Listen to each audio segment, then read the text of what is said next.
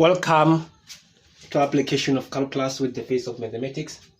In this video, we'll be focusing on the problem related to application of calculus. So we'll start with this question 9. As you can see here, a closed cylindrical can has a volume of 800 centimeter cube. If the height of the can is h centimeter and the radius of the can is r centimeter. Looking at the first question, find the expression for the total surface area in terms of the radius. Remember, the volume of a cylinder is given by pi radius squared height, and the surface area of the cylinder is given by 2 pi radius into radius plus height. So we are required to find the surface area in terms of the radius. And we are given already that the volume is 800 centimeter cube. So what we have to do is to just substitute 800 to the volume. Then we'll have to express the height in terms of the radius, because we'll need the surface area in terms of the radius. So if we do so, I'm having 800 is the same as pi radius squared height. Since we know very much well that the volume is the same as pi radius squared height, and you are already given the volume, which is 800 centimeter cube. And taking it from here, we can divide both sides by pi radius squared and also pi radius squared. Why are we doing that? We want to make the height, or to express our height in terms of the radius. So what are we having? We are having 800 divided by pi radius squared.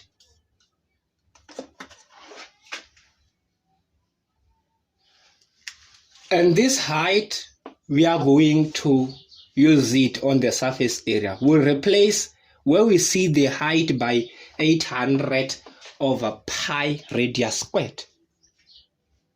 So we have the surface area is the same as 2 pi radius, open bracket, r plus 800 over pi radius squared. And it's a matter of simplifying from here by distribution law. If we distribute these 2 pi radius inside the bracket, I have 2 pi radius squared plus 1600 over the radius. As you can see, pi will divide with pi, 1 radius will divide from this radius squared, and I'm left with 1 radius. So writing this expression in the simplest form, or in the linear form, we have 2 pi radius squared plus 1600 r to the negative 1. So this is what we required to find on our 9.1. Let's now take a look on the second question. 9.2. Determine the dimensions of the can, which will minimize the surface area of the can, correct to 2 decimal places. So in this question, we are required to determine the dimensions. The dimensions, we're talking about the radius and the height, which will satisfy this condition. The derivative of the surface area with respect to the radius must be 0. Since they say which will minimize, so we're going to derive, in order for us to minimize the surface area in calculus, we are going to derive the surface area in terms of the radius. So we're looking for the radius and height that will satisfy this condition. So what is the derivative with respect to the radius of the surface area? It's the same as the derivative with respect to the radius. What was the surface area? It was 2 pi radius squared plus 1600 radius to the power negative 1. And according to some rule of differentiation, I'm allowed to just derive the 2 pi radius squared and also derive 1600 radius to the power negative 1 separately. And proceeding, the derivative of 2 pi radius squared is nothing but 2 multiplies 2 r to the power 2 minus 1.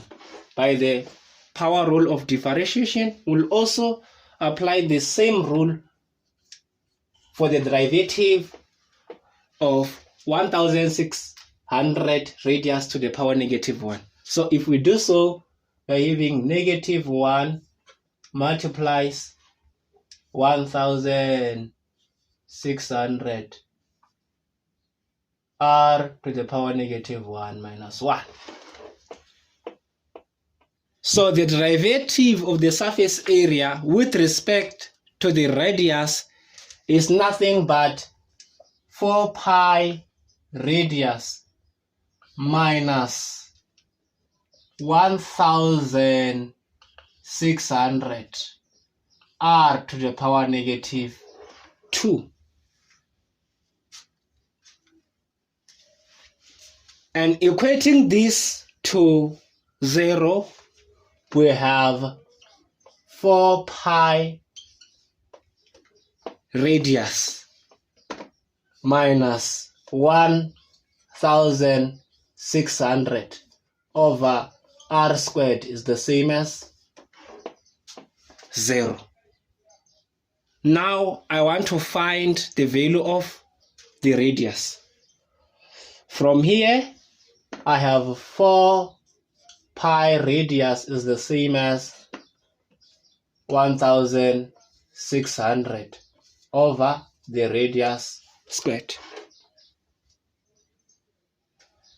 And according to the rules in mathematics, since I am looking for the radius, I'm allowed to multiply by radius squared both sides. So if I do so, I'll multiply by the radius squared. I'll even do the same thing on the left hand side. So such that this divides this, and then I have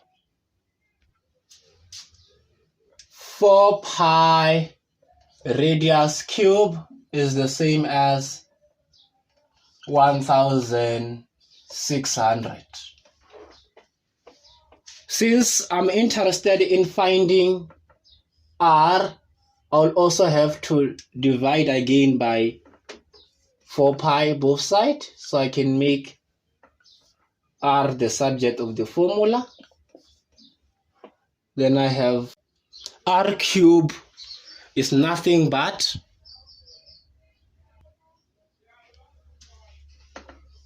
400 over pi. And in order to get rid of this cube, I need to introduce a cube root both sides. So introducing a cube root, doing the same also on the other side. Therefore, I have r is nothing but the cube root of 400 over pi. But remember, I must round off my answer to 2 decimal places, so I cannot leave it inside form. So now that I have one of the dimensions, which is the radius, I'll also need to find the other one, the height. Since we know that the height is nothing but 800 over pi radius squared, we have shown this on question 9.1. Now we can substitute one of our dimension, which is the radius, and we found to be 5.03, so that we'll be able to find our height. And finally, as you can see, our height will be 10.06.